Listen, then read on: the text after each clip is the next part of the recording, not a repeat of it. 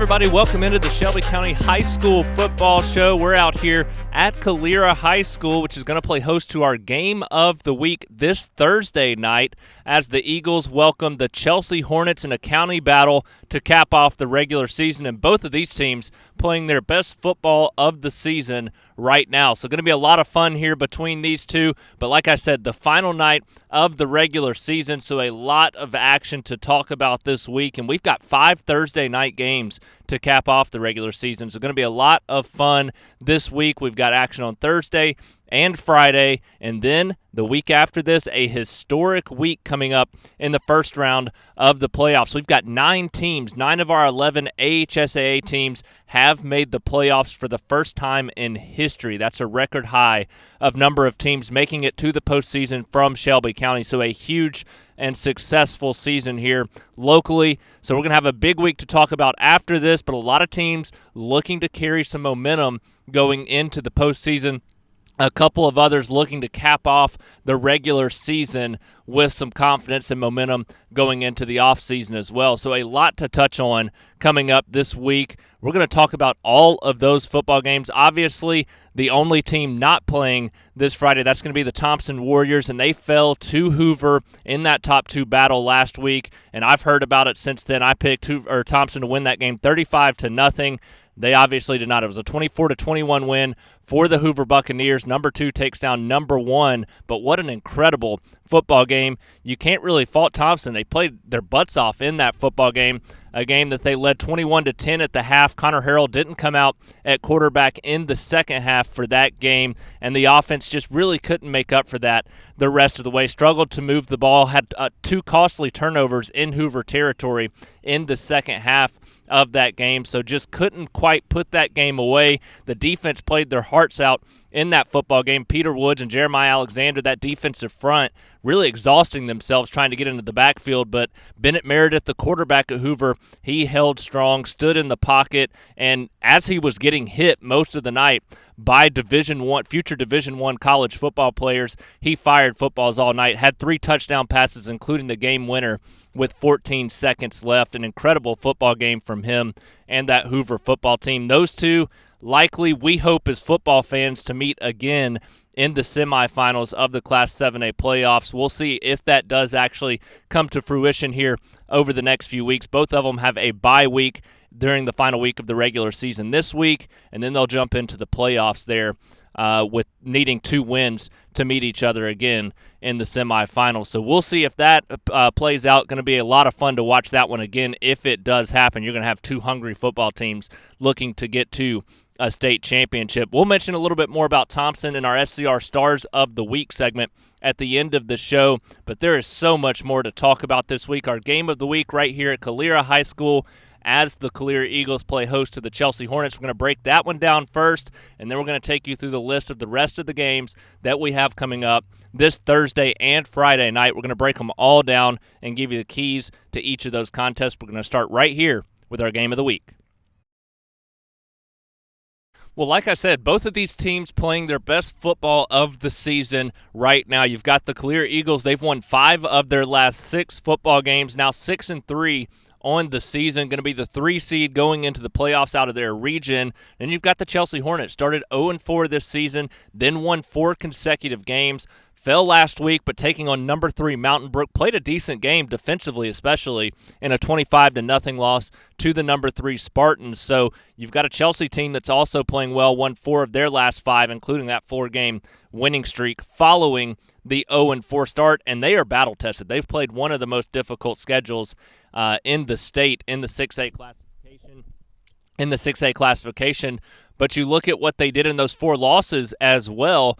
They were right there in those football games, lost almost all of those games by 10 points or less. So they could be in a much better situation than they are, and now they're playing some of their best football of the season coming into this matchup on the road to end the regular season, gain some confidence going into a tough first-round battle in the playoffs, as they'll likely take on Oxford in the first round this year. So going to be an interesting test here between these two teams playing their best football of the season, and we've really seen drastic improvement from the defenses throughout the season, and I think that's going to be something to watch in this football game. You obviously look at Calera, they're giving up 21.7 points per game, Chelsea giving up 28 points per game, but both started a little bit shaky on the defensive side of the football early in the year. The last several weeks, though, they've played extremely well. Chelsea, you look at a 25-0 loss to Mountain Brook last week, but that was the third lowest point total that Mountain Brook's put up so far this season. So pretty impressive showing there from the Hornets on the defensive side. Just couldn't find much offensively in that football game. And you look at Calera's defense and the way that they've been playing. This is a Calera team. You look at them sitting at 6-3. They could very easily be region champions this year. This is a team under first-year head coach Jason Hanlon that hadn't won more than one head-to-head game. I've said it several weeks in a row now coming into this season. They won technically a few on paper last year, but a couple of those forfeits, only one that they won head-to-head on the football field. But since they joined the 6A classification, they hadn't won more than one head-to-head game, hadn't been to the playoffs. Well, this year they've got 6 head-to-head wins, and they're going to the playoffs as a 3 seed. And guess what? They lost to Pelham by 4 points, Helena by 10 points, games that they had chances in the fourth quarter to win those football games. You lose both of those by a combined 14. You win both of those games, you're sitting as region champions this year at the end of the season. So that's how far this program has come in such a short period of time under a first-year head coach. And like I said, the defense has shown improvement throughout the year, but the offense has been the consistent answer for the majority of the season. You look at Kobe Prentice and Braylon Farrington, 2 standout wide receivers there for the Eagles, and then you look beyond that, Daniel Carmona and Chris Cotton, both with big games last week against Benjamin Russell, and a dominant win there. Second half that they just kind of turned on the Jets and pulled away in that football game to pick up a big win there. But you look at what Cotton and Carmona did. Both of those guys had about 17 carries. Both of them had 2 touchdowns, and both went for right around 80 yards on the ground. So you've got those two that can take some pressure off the passing game, especially depending on the health of Preston Stokes, who's been lights out this year. But we'll see if he's ready to go this week. But you look at what they've got at receiver and Braylon Farrington and Kobe Prentice, the Alabama commit. It's such a dynamic offense, and they haven't played their best football the last several weeks, yet they're still putting up big-time performances in those football games. And that's something you got to worry about if you're the Chelsea defense. You've got to continue to show your improvement that you've shown the last several weeks. Calera, the points per game, only 29.1, and that's where these last few weeks of really not playing their best kind of comes into play. They started a little bit slow early in the season, too. They've really only had a couple of bad games, though. Beyond that, there's always somebody that's stepping up and making big plays. Whether it's those running backs, whether it's those receivers, there's somebody stepping up and making big plays every week, and enough to at least late in games win a football game. And I think that's what you're going to see again this week. You're going to see a team that's going to keep it close, and then they're going to try to find those big plays late in the football game. If it doesn't happen late, it happens early. There's at least one half where they're going to make some big plays either in the run game or the passing game. So that's what you got to be aware of if you're the Chelsea Hornets. But like I said, Chelsea's been playing extremely well this season, especially in the second half. They've taken on some of the best teams in the state and gone toe-to-toe with them. And then you look at these last 5 games where they've won 4 of those 5 games to gain some confidence. And a lot of that, just like Calera, the defense has improved, but it's been the offense that's kind of been the consistent factor there for the Hornets. Now, the last couple of weeks, that's kind of gone away, just like we've talked about with Calera. But you look at Chelsea's offense, Hayden Garrison, the quarterback, has a big arm there for the Hornets. Look beyond that, you look at Thomas Simpson, you look at Cooper Griffin, 2 wide receivers that can make big-time plays in the passing game as well. And then you've got several others that have been stepping up both in the running game and the passing game as well. So it's a Chelsea offense. They've got the potential, just like Calera, to make big-time plays. I think you're going to get out here. You're going to see 2 defenses hungry to prove that they're the highlights of this game. I think they're going to play well early, but eventually I think you're going to see things open up, especially after halftime. The coaches have had some time to make some adjustments going into the second half. I think you're going to see the offenses come out in the second half and play extremely well in this football game. I think it's going to be a blast. I think you're going to see a lot of fireworks in this football game. I talked about Calera, their offense slightly struggling the last few weeks, but you still look at it, they've scored 34 and 41 the last 2 weeks. They've scored 20 or more in the last 4 weeks. And Chelsea, they've been playing well, like I said, on that side of the ball. Before the last 2 weeks, they've scored 31 or more in 5 consecutive games. Obviously, 17 in a 17-6 win against Shades Valley 2 weeks ago, and then 0 last week. But the offense has that potential. Both of them do. I think you're going to see a game in the second half that really opens up. It's going to be a lot of fun to watch. I don't really think either has a huge upper hand in this football game, both looking to go into the postseason with a little bit of confidence. The only edge I can see in this football game is that you've got Calera on their home field, final regular season game, final guaranteed home game for them this season. We'll see if that makes a difference, but I think you're going to see a very close contest between two county foes. Going to be a lot of fun here at Calera High School, and I can't wait to see it. This game on Thursday night here at Calera. I'll be out here for this one, our game of the week, Thursday night, covering this game. It's going to be a lot of fun. Hope to see some of you out here ready for this one to catch a great football game in action between two county teams. Last guaranteed home game for Calera, so if you're a Calera fan, make sure you get out here and support the Eagles.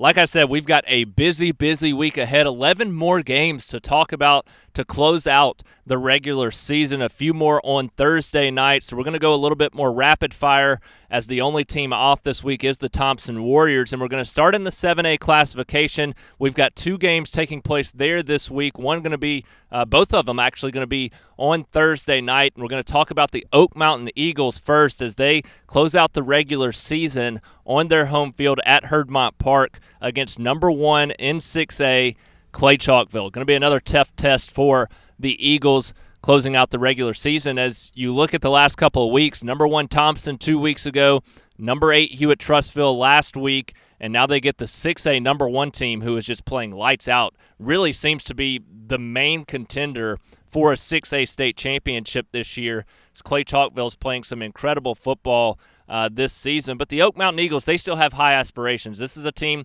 that was 7 points from beating Hoover earlier in the season, likely going to be the number 1 team in Class 7A this week. It's a team in Oak Mountain that was battling with Hewitt Trussville early last week with their backup quarterback, a freshman, doing everything that he could as still a young player there for the Eagles, and led 7-0 in that game, but just couldn't quite get over the hump. The defense played hard for quite some time, but ultimately there were too many mistakes, and you just can't put yourself in those kind of situations when you're already down a starting quarterback, and your defense is going to be on the field as much as they were. So they end up losing that one 28-7. Now you hope you get some momentum. Still, like I said, high aspirations for this football team as they look to gain some confidence going into the postseason.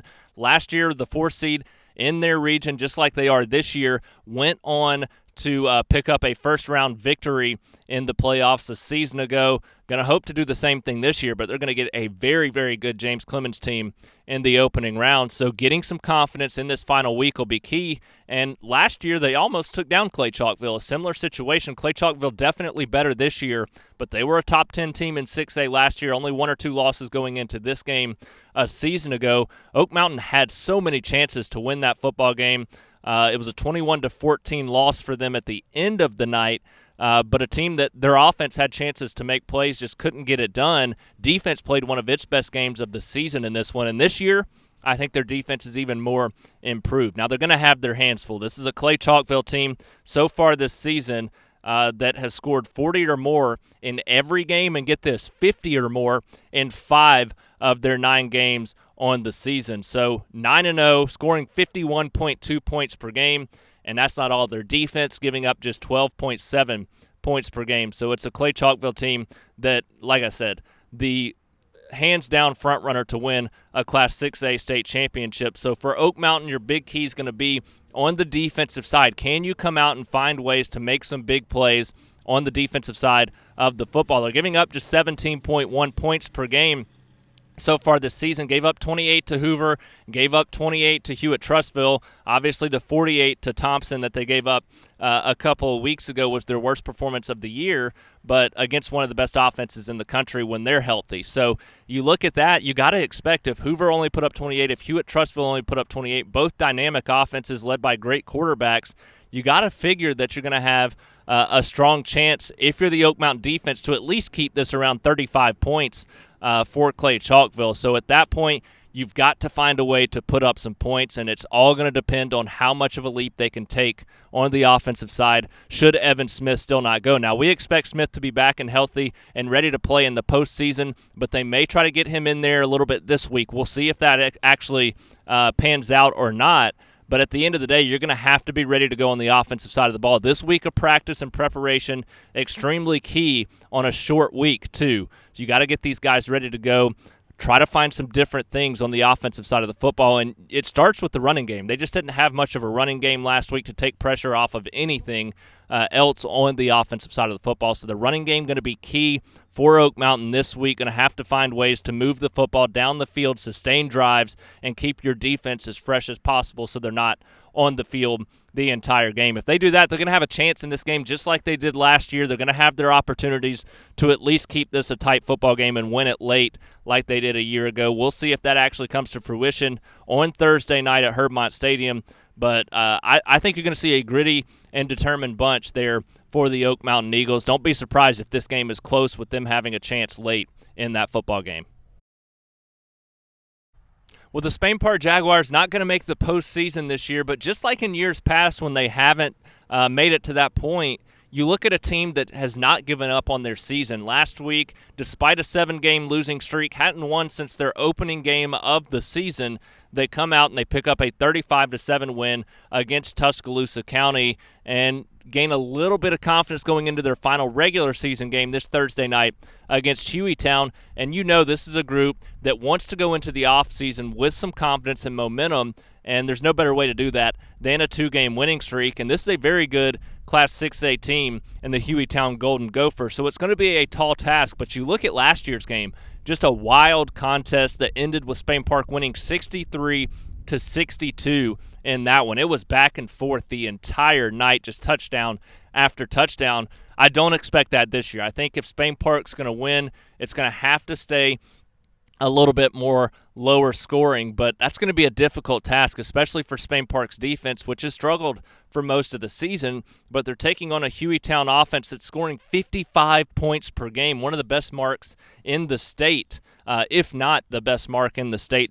regardless of classification. So you look at that, Hueytown's offense playing so well. They've scored 40 or more in 8 of their 9 games and 50 or more points in 7 of their 9 football games. Spain Park's defense so far this season is giving up 33.6 points per game, and the offense only scoring 16.7 points per game. So you look at that, defense is giving up a lot of points, Hueytown's offense scoring a lot of points. It looks like they're going to be able to do that again in this game, and Spain Park not scoring a ton of points. How are they going to keep up in this football game? Well, you look at it, and you've got a Hueytown defense that is giving up 25 points per game. They have been susceptible at times this year. It's a tough offense to prepare for if you don't face it on a weekly basis. A very physical Spain Park group that's going to come out.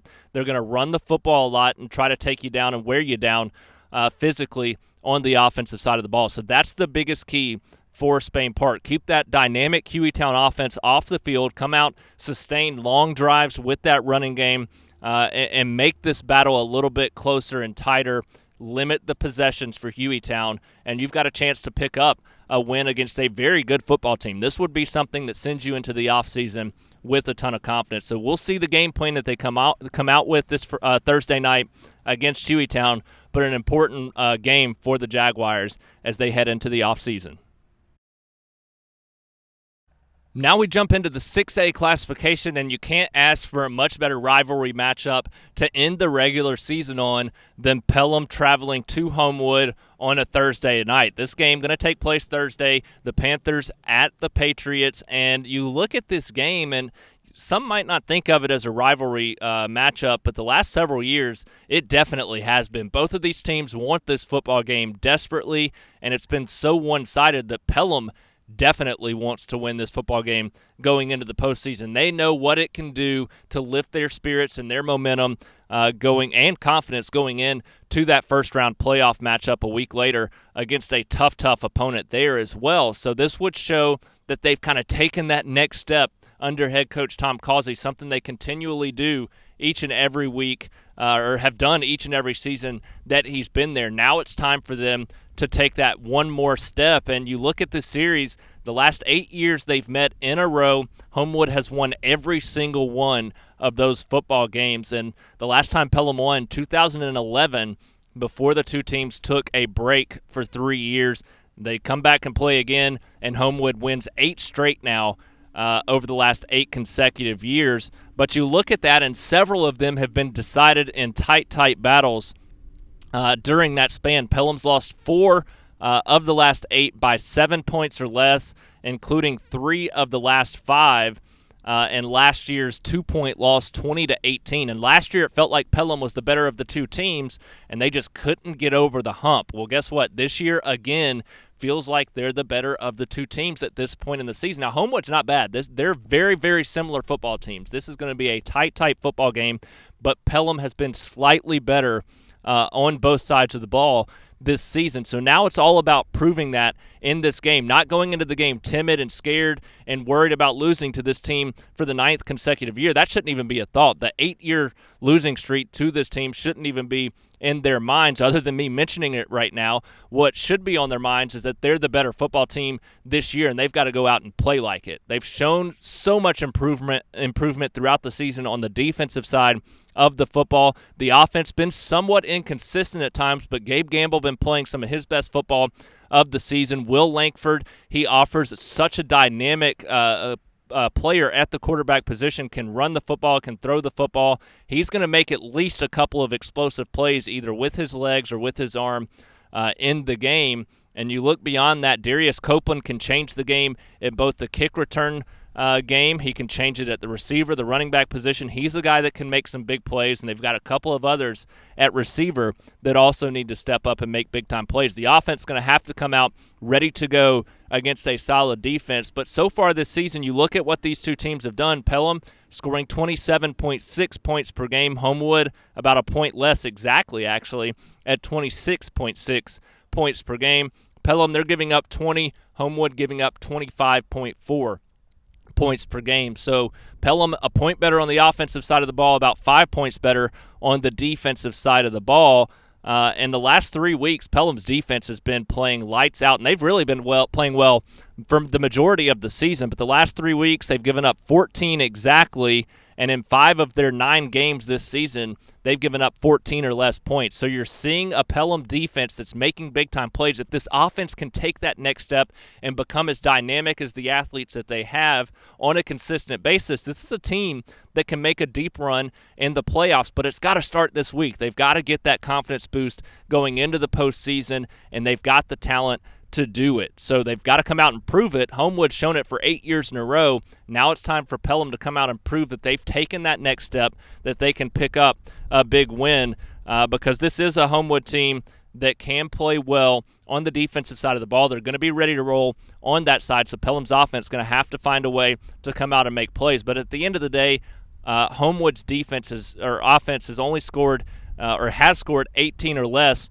in their last 3 games in a row. So you look at that, the way Pelham's defense is playing, I think that makes it tough for Homewood to find a ton of points in this game. At the very least, going to be a tight battle between two very good defenses. If Pelham's offense comes out ready to roll, make some big-time plays in this game, they should be able to pick up a big win to end the regular season and gain about as much confidence as you can going into the playoffs. Well, it's not going to be an easy one for the Helena Huskies to close out regular season play as they travel to UMS Wright this Friday night. And that's a UMS Wright team that's sitting at number 7. They are a classification lower, but number 7 in the 5A classification and 8-1 overall this season. Their only loss to a 7A Baker team that's a pretty good team in the 7A classification. But UMS Wright loses that game by just a final score of 13-0. So the defense still played well in that game. The offense just couldn't quite find a way to move the ball enough to pick up the win, and that could be the case this week. We'll see how this one unfolds on the football field, but Helena coming off a bye week, they're well-rested, a little bit more refreshed. Not sure what all they're going to lay on the line in this football game because obviously the playoffs start the week after this. They're the number 1 seed out of the region going into the postseason, so the bracket sets up a little bit nicer for them to make a run here this season, and you want to be fresh and healthy going into the playoffs. That said, they want to win this game. They don't want to lose any confidence, especially don't want to lose their first game of the season right before trying to start a playoff trek. So we'll see what all they put out there. But at the end of the day, it's going to be about how Helena performs against a very good football team despite that classification difference. And you look at these two teams so far, Helena, it's been tight battle after tight battle, but they found a way to win those football games. The Huskies, they've won 7 of 9 this season by 13 points or less, 6 of 9 by 10 or less, and their last 5 in a row by 10 or less. But they're finding ways in those close football games, and the reason they're doing that, one, the defense gets better as the game goes along, which is still remarkable to me. They've been doing it since Richie Busby got there as the head coach, but the defense in the second half of the game looks like the best unit on the field for either team on both sides of the football. So that's been key for them, but you also look at what they do on the offensive side. It's a team that wears you down offensively. That's been the strategy for several years. It remains the strategy, and now they found their guy this year that can really take a toll on defenses, and that's Jordan Washington. He can carry the ball 30 to 40 times a game, put up 200-plus yards. By the end of the night, you're just worn down, especially if you're a defensive line or the linebacking unit. It's just so difficult to stop him. He's a sophomore, and he already looks like he's ready to go play college football. So he is a big problem for opposing defenses. Their goal is to wear you down, and that might keep the game close going into the fourth quarter, and it might even mean you're facing a deficit if you're Helena late in the fourth quarter. But they find ways late to win those football games because they've pounded you, and then they can bust open a big pass play or hit you with a big run in those final few minutes to win football games, and that's what they've done so far this season. I expect that to be a similar situation this Friday night against UMS Wright. It's a UMS Wright team that is playing good football this year, but you look at Helena scoring 34.8 points per game, giving up just 18.8 points per game. UMS Wright playing well on both sides of the ball also, scoring 31.3, giving up just 8.6 points per game so far this season. But when you look at that, you look at both of those defenses playing well. Last year, this was a tight win for the Helena Huskies, 12-7 final score as they squeaked one out a year ago. This season, expect something similar. It's going to be a lower scoring game, two offenses that can play well at times, but they want to be physical and kind of set the tone that way. I expect this to be a very physical battle where you see the defenses play extremely well, especially late in the season where you're not going to open up as much on the offensive side, trying to save some things for the playoffs the week after this. So going to be a tight battle between these two teams. I think it's going to be a lot of fun to watch. UMS Wright, the home team, we'll see if that gives them any advantage as the Huskies have to hit the road on a long road trip for this one. But at the end of the night, Helena should be able to come out on top. They're the 6A team in this battle. They're number 4 in the 6A classification, 9-0 on the season. They're going to come out motivated to protect that undefeated record, look to finish off a perfect 10-0 season. The Briarwood Lions are going to close out their regular season with a road trip to Corner, coming off a huge win last week against Homewood. They win that one 21-18, a game that was tight for a long time. Briarwood ended up taking a 21-10 lead. Homewood scored late, made it 21-18 with a 2-point conversion, but the Lions able to hold off, win that football game by 3 points in a very, very tough and physical football game. But now they've got the 2 seed in their region. They've got home field advantage in the first round of the playoffs. They're going to go into this game confident that they can pick up another win heading into the postseason. And you look at this matchup, it's two teams that are on kind of opposite ends of the spectrum right now. Briarwood, still a top 10 team in the 6A classification, playing some great football right now. And you look at a corner team, classification lower in Class 5A. They're now 2-7, and they've lost 6 consecutive games on the season. So Briarwood should have the momentum, the confidence in this football game, going up against a corner team that's scoring just 18.8 points per game and giving up 34.1 points per game. You look on the opposite end of that, Briarwood playing so well on both sides of the football. They're scoring 32.9, giving up just 17.3 points per game. So I don't really see corner scoring a ton of points in this game. I would expect them to be around 14 or less in this matchup, and expect Briarwood. Quarterback Christopher Vizina still playing well. Luke Rebels is back and healthy, and he's fresh and looking like his old self as he's playing well at both running back and receiver. Ethan Anderson, another guy that needed to step up on the offensive side of the football, has played well this season. So I expect Briarwood to kind of come in, play one of their best games of the season on both sides of the football, go into the postseason with about as much confidence as they can get. Well, the Shelby County Wildcats did it. They are the number 2 seed. They will have home field advantage in the playoffs this year after not making the postseason for 10 consecutive years since 2009 going into last year. Last year they get in as the 4 seed, first year under head coach Zeb Ellison this year, and they get the 2 seed. So just an incredible turnaround that they've been able to put together so far this season. And you look at what they've been able to do well. The defense is just from where they were a few years ago to where they are now, just drastically improved. And that's been a big key throughout this season, and a big reason that they are going to be the 2 seed coming off that 48-7 win against Jemison in the Selma loss last week, which helped them cement themselves as the 2 seed going into the playoffs. And now you look at this matchup, we've got Shelby County taking on Talladega this Friday, and Shelby County still only scoring 20.1 points per game, but the defense giving up 22.9. It's one of the best marks in several years there for the Wildcats. You look at the way they're playing on that side of the ball. You look at this team coming off one of their best performances on both sides of the ball all year in that 48-7 win last week. They now get a Talladega team that is 1-8 overall this season. They've scored 28 or less in all but one game and 22 or less in all but 2 games this season, and offense 14 or less in 4 of those games. So it's a Talladega offense that's struggling to put up points, struggling to gain a ton of yards this season. You look at what Shelby County's been able to do defensively, like I said, giving up 22.9, but they've given up 21 or less in 4 consecutive games and 5 of their last 6, also 17 or less in 3 in a row. So the Shelby County defense, you've seen head coach Zeb Ellison, a defensive-minded coach. He's come in, he's kind of put that philosophy in their mind. It's paid off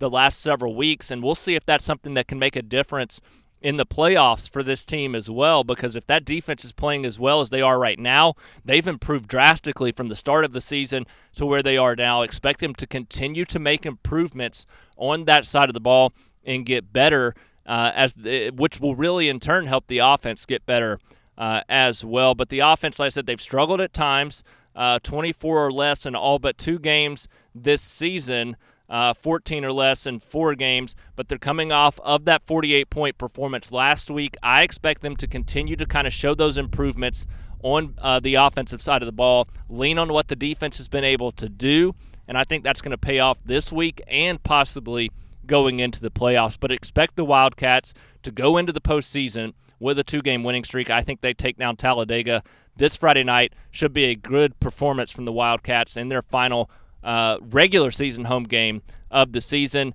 and then they go into the playoffs back on their home field a week later as well.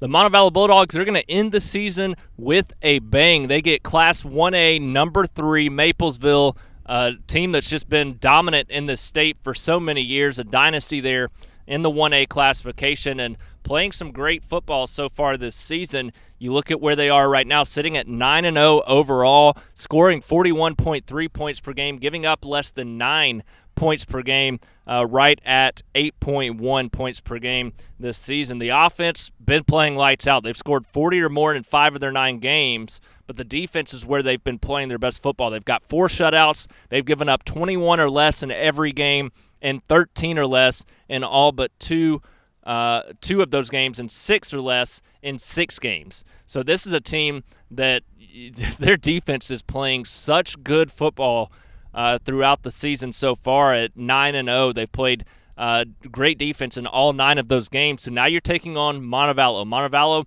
what are they doing well? Well, they're playing their best football of the season, and largely on the offensive side of the football. That's what's going to be interesting to watch. Will their offense be able to have production against the best defense, arguably, that they've seen since their 2-game losing streak against American Christian and Bibb County? Those 2 of the best teams in their own classification in Class 4A, so Montevallo does have a 3 classification advantage here in this matchup. Against American Christian, played well for the most part on the defensive side. It was a 35-point game there, 35-10 game there. Played well again against Bibb County a week later. On the defensive side of the ball, the offense couldn't quite make the plays, though, to hang around in those football games. So we'll see if they've truly taken a turn. But you look at Montevallo and the way that they've played since those 2 losses, it's a team that has won 5 in a row, now 7-2 on the season, and they've scored 37 or more in every game as part of that 5-game winning streak, and 48 or more in 4 of those 5 games. So the offense now scoring 36.8 points per game, playing extremely good football right now. But the defense, you see what they've been able to do, drastically improved from where they were last year. I expect that to somewhat make a difference this week. We'll see if they can truly take down one of the best teams in the state regardless of classification, but they're giving up just 19.6 points per game right now, and they've started to play their best football. They have given up 14 or less in 4 of their last 5 games, which has really helped spark that 5-game winning streak. So we'll see if they're able to continue to play well on that side of the ball this Friday against a very good Maplesville team.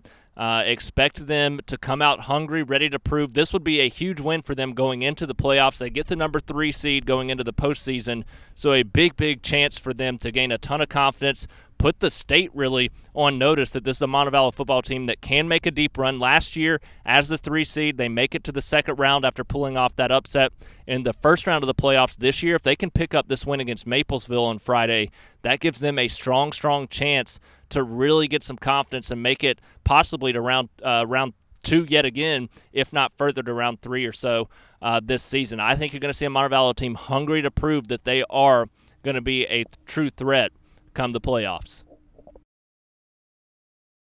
The Vincent Yellow Jackets may not be going to the postseason this year, but this is a team that continues to take the proper steps in their progression. Head coach Lucas Weatherford's done an incredible job with this football team. You've seen some of these players really grow and form, not only this year, but throughout the last several years, and it's starting to pay off. They were right there with a chance yet again this year to get to the playoffs last week against Lafayette, but were down several of their best players in that football game. Ultimately went on to lose. They will miss the playoffs because of that loss, but they gave so much effort in that game. You've seen them this year show that they're not going to quit and give up. In years past, that may not have been the case, and they're starting to learn that if they can fight for all 4 quarters, they're going to have a chance to win a lot of football games there at Vincent, and they're going to show that again this week. They have a big, big opportunity ahead.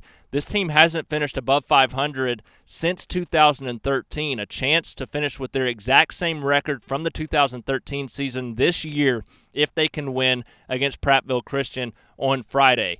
Last time they did it, 2013, they finished 6-4, a chance with that win Friday that they can finish 6-4 again. And you look at what this team has been able to do. Last year, they won this game in a very tight battle, 33-28, the final score in last year's game. Vincent wins that one. I would expect that you're going to see them come out determined. They know what's on the line. They know what they have an opportunity to do this Friday night, and I expect that they're going to try to get that done. They're going to come out motivated on their home field, last game of the season, a chance to make a statement here in the 2A classification for the Vincent Yellow Jackets. Now, they are taking on a 3A team in Prattville Christian, so they are at a classification disadvantage, but they won this game last year, so they've already proven they can win. Now it's about going out there and playing for something this Friday night, which I think they will do. So Vincent team sitting at 5-4 right now. They're scoring 29.9 points per game, giving up just 28.7. And to make it through the schedule that they've played and give up just 28.7 points per game shows just how far this defense has come in just 1 year's time. They are drastically better on that side of the football, and I expect that to make a big difference in this football game. Now, how healthy they are on the offensive side, that could also play a big factor in this football game. We're down Jamari Lawson last week, their leading rusher. Tay McGregor stepped in, played well. Trey Youngblood stepped in, played well at the running back position a week ago. I expect him to continue to make plays. He's an athletic playmaker. I expect him to do the same thing this Friday night. They're taking on a Prattville Christian team that's scoring just 16 points per game and giving up 30.9 points per game. They're 3-6 overall, but they've started to heat up. They've won all 3 of those games in their last 5 games on the football field. So expect Prattville Christian to come out and show some improved play, but for them scoring just 16 points per game, going up against a drastically improved Vincent defense, that Vincent offense playing well enough, even if they're down some of those starters this week, they can capitalize and take advantage of a defense that's giving up 30 points per game so far this season. I expect Vincent to come out, have a great chance to finish this season 6-4 with a winning record for the first time since 2013. Expect the Jackets to use that as motivation and get it done this Friday against Prattville Christian. Well, now we get to our out-of-classification games, and we've got a couple teams headed to the postseason in Coosa Valley in the AISA and Evangel in the ACSC 8-man play, as they are going to play for the state championship against Ezekiel following their win last week. Coosa Valley, they're going to make the playoffs as well in the AISA. Cornerstone, not going to get in the postseason this year, but a chance to finish the season on a high note as they close out the regular season coming up, and they've got a road trip to Hooper this Friday night. Cornerstone sitting at 2-7, but Hooper sitting at 1-7 on the season. Both offenses struggling to put up points. Cornerstone scoring 14.8 points per game. Hooper scoring 11.3 points per game. You look at the defenses. Cornerstone, they're giving up 34.7 points per game.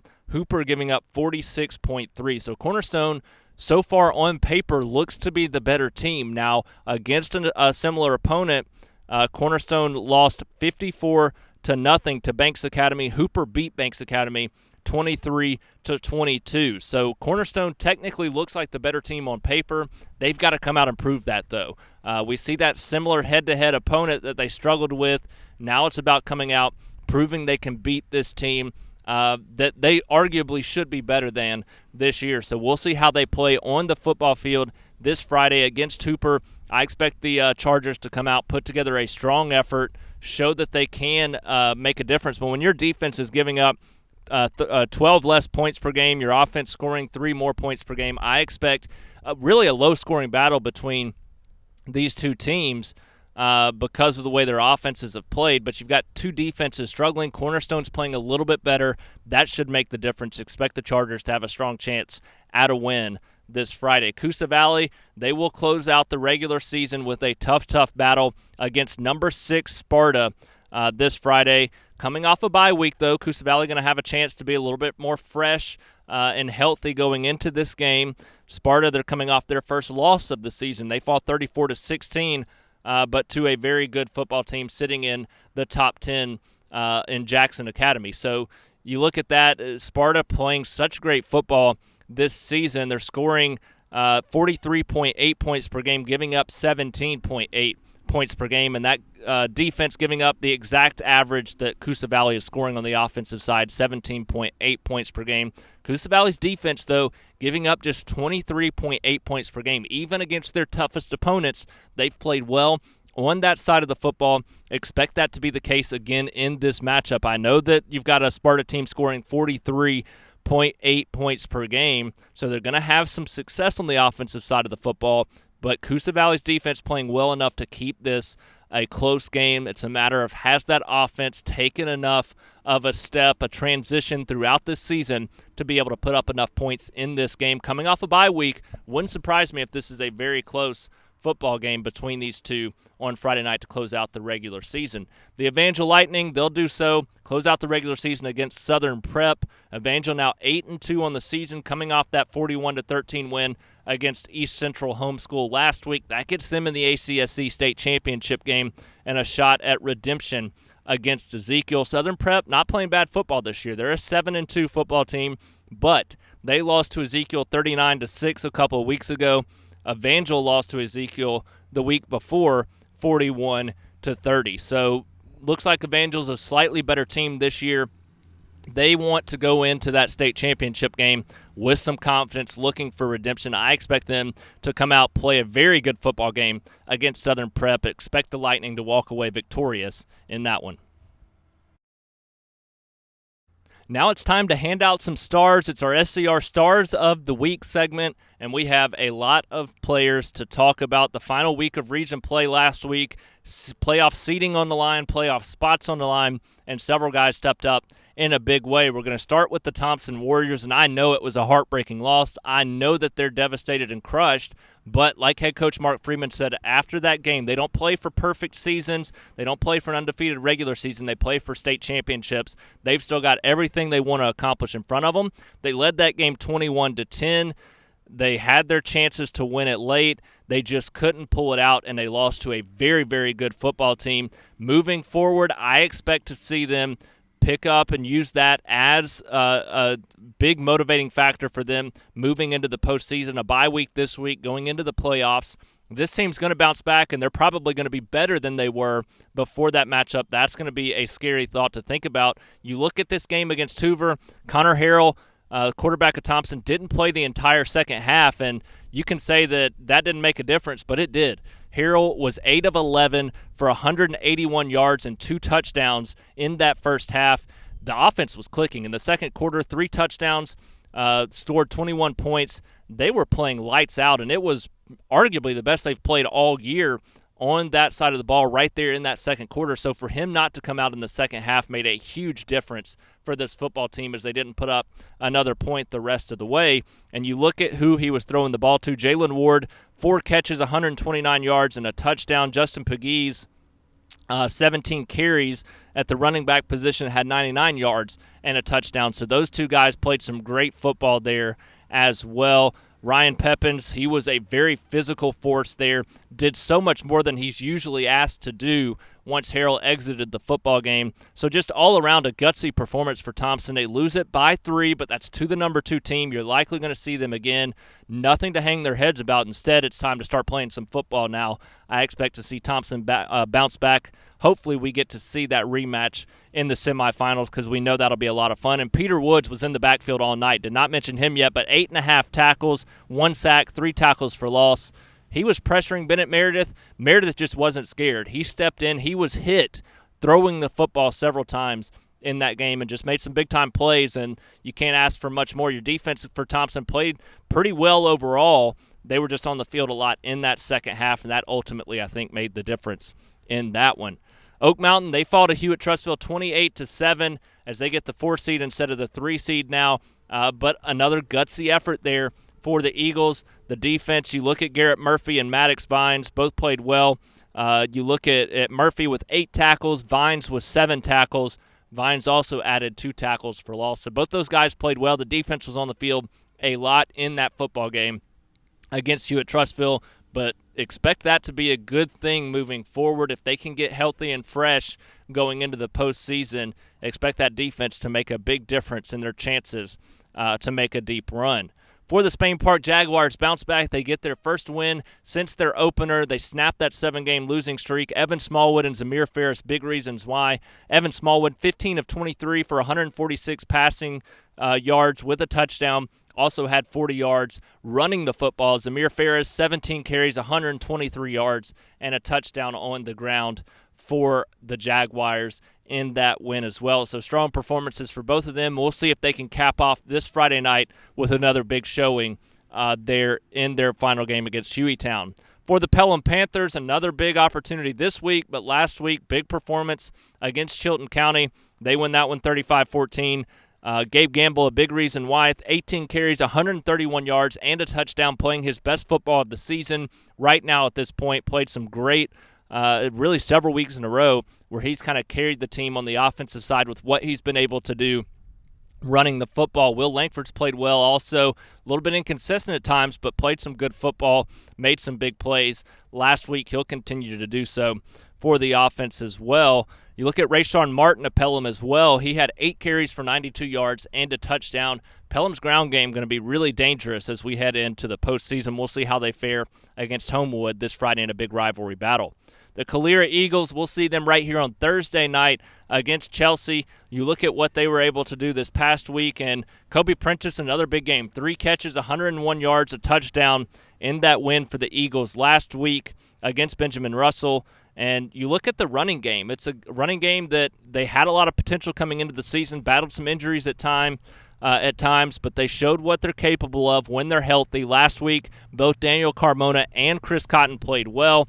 You look at what they were able to do, 17 carries from each of them. Cotton had 77 yards. Carmona had 85 yards. Both had 2 touchdowns. So a combined 4 touchdowns, almost 200 yards rushing between those two on a combined 34 carries. So great play from them. And on the defensive side, Michael Banks Mason continues to play well on that side of the football. He had 9 tackles, 2 tackles for loss, and a fumble recovery there for the Eagles in that win.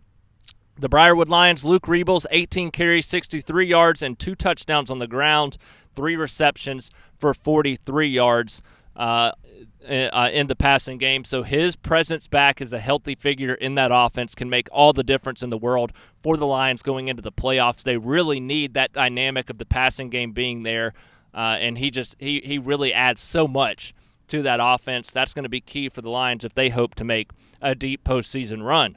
Kyle Cottingham, Montevallo, really starting to step up and play some great football there at the quarterback position, really just as an athlete overall on the Montevallo's football team. 7-9, 104 yards and 2 touchdowns, throwing 4 carries for 50 yards and a touchdown on the ground as well. And obviously Joseph Anderson, he's going to do it each and every week, had another strong performance, 21 carries, 222 yards, and 3 touchdowns for the Bulldogs last week. So a great showing from the senior running back as he continues to play well there for the Bulldogs. Expect him to be a big playmaker going in to the postseason. Charlie Adams, big on the defense for the Bulldogs, 10 tackles and a forced fumble last week as they continue that winning streak going into a big one with Maplesville this Friday. Trey Youngblood, we mentioned him a little bit earlier in the show.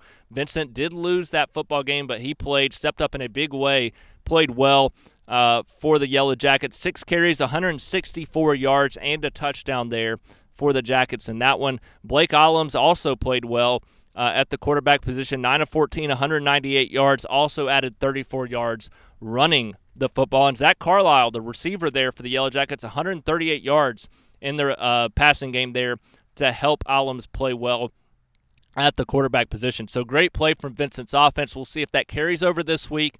We'll see if the defense continues to show their improvements this week as well as they look to finish the season 6-4. And we can't finish the SCR Stars of the Week segment without just giving a whole shout-out to the Shelby County Wildcats. Their entire football team, gutsy performance, came out, played their best football game of the year. Going to be the 2 seed going into the playoffs. Just a tremendous job from head coach Zeb Ellis and all of their players there for the Wildcats. Congrats to them as they do get home field advantage for the first time in a long time. This coming up in 2 weeks after this Friday's game, looking to close out the regular season. So that's our SCR Stars of the Week. A lot of them that we talked about. Very long-winded segment, but a lot of big playmakers. Final week of the regular season. We'll see who steps up this Friday, and then we've got playoffs. It's going to be a lot of fun to see how many of these names, how many players across Shelby County can make some big, really just plays here over the final few weeks of the season, looking to help their teams each and every week with their season on the line make some big-time performances. Well, that's going to do it for this week's Shelby County Football Show right here from Calera High School. I'll see you all on Thursday night here for this Chelsea-Calera game. Going to be a fun battle between these two county foes as they look to try to continue to play their best football of the season going into the playoffs. You know each of them wants to go in with some confidence. We've got 5 Thursday night games this week, including this one, including 2 in the 7A classification for Oak Mountain and Spain Park. You've also got Pelham at Homewood, going to be a fun rivalry battle there. And then you also have the Montevallo Bulldogs capping off their season on Thursday. Then another busy slate Friday, too, the final week of the regular season. Some final week of the season overall, but like I said, 9 of 11 teams going to the playoffs the week after. Will, however, be the final home game for several teams. So make sure you get out there, support your teams, watch some good football this Thursday and Friday. Until then, that's going to do it for this week's Shelby County Football Show. I will see you all on Thursday night.